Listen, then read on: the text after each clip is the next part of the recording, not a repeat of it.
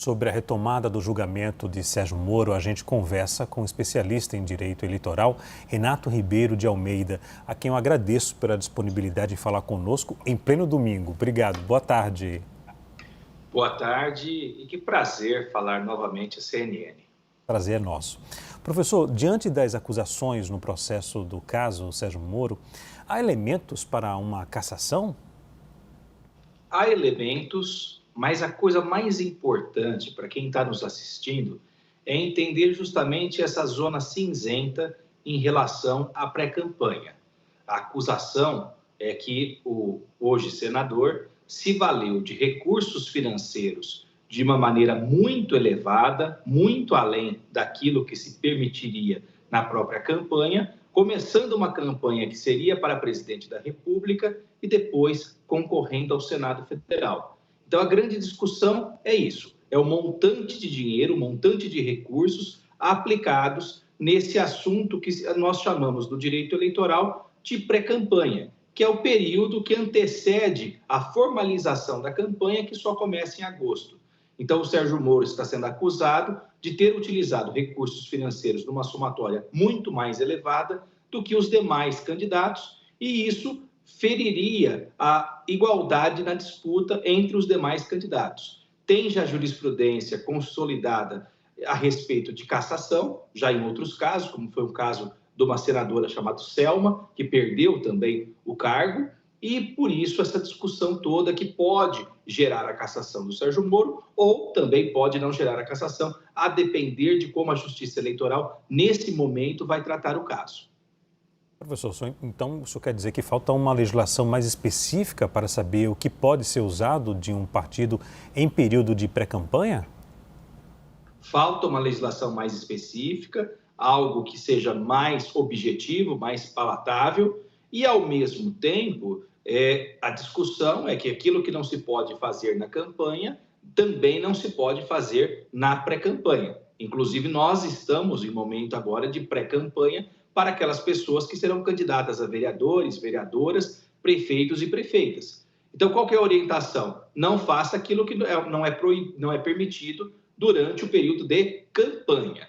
Esse é o grande ponto. E é isso que está sendo colocado nesse processo. Então, em linhas gerais, de maneira muito simples, para quem está nos assistindo, o que acontece é Sérgio Moro está sendo acusado por utilização de recursos, muito mais dinheiro do que seria permitido. Essa discussão é, esse dinheiro foi realmente utilizado para a campanha, esse dinheiro realmente ele é ilícito, utilizando-se esses recursos para uma outra natureza de campanha e depois indo para a campanha do Senado, isso feriu a disputa entre os demais candidatos ou não? Simplesmente isso deve ser passado como uma situação que não gerou uma quebra de isonomia. Esse é o ponto central, esse é o ponto que está sendo discutido.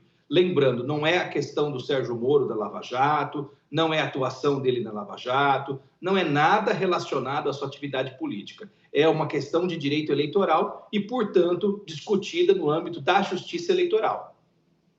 Por exemplo, professor, deixe-me tirar uma dúvida. Estamos em ano eleitoral, né? Eleições municipais, que teremos no mês de outubro.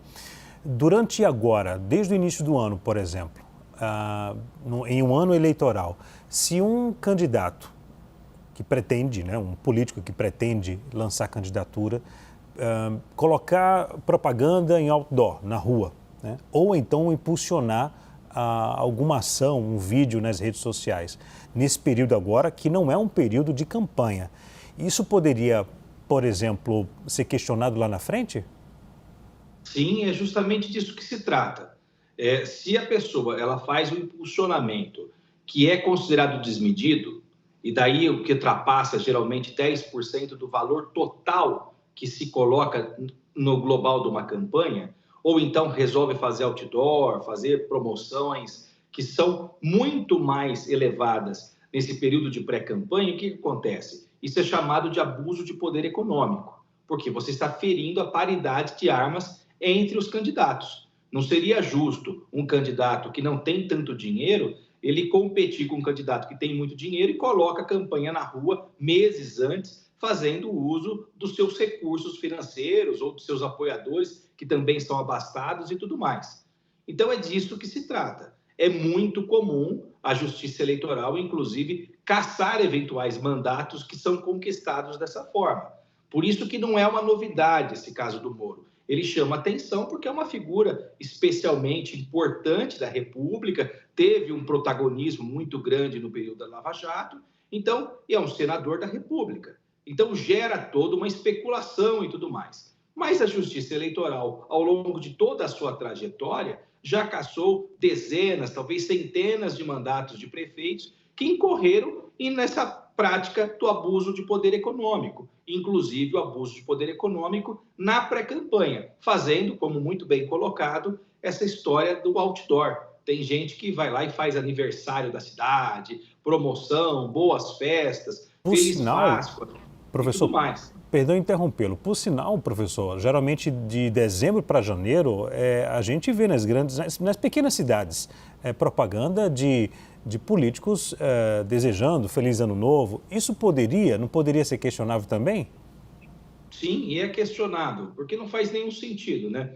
A festa de Feliz Natal, Feliz Ano Novo, Feliz Páscoa, ou o próprio aniversário da cidade, não faz nenhum sentido o político ir lá e fazer esse tipo de congratulação à população e tudo mais. Não faz sentido. É algo que mostra que o sujeito está querendo, de alguma forma, aparecer, fazer o uso desse engenho que é o próprio outdoor, porque isso tem um custo. É uma peça publicitária. E é uma peça publicitária que nem todos têm acesso, porque tem custo, tem um aluguel, alguém é dono daquele espaço, alguém é dono daquele terreno. Então, tudo isso, muitas vezes, se é no período de campanha, pode até ser considerado como caixa 2. Se não é no período de campanha, é no período de pré-campanha, nós temos essa zona nebulosa, que eu falei aqui no começo, que não vai na contabilidade eleitoral, mas há formas de se apurar. Essas formas são justamente as colocadas no processo do Sérgio Moro. Tem gastos que o partido Podemos, que era a sua agremiação,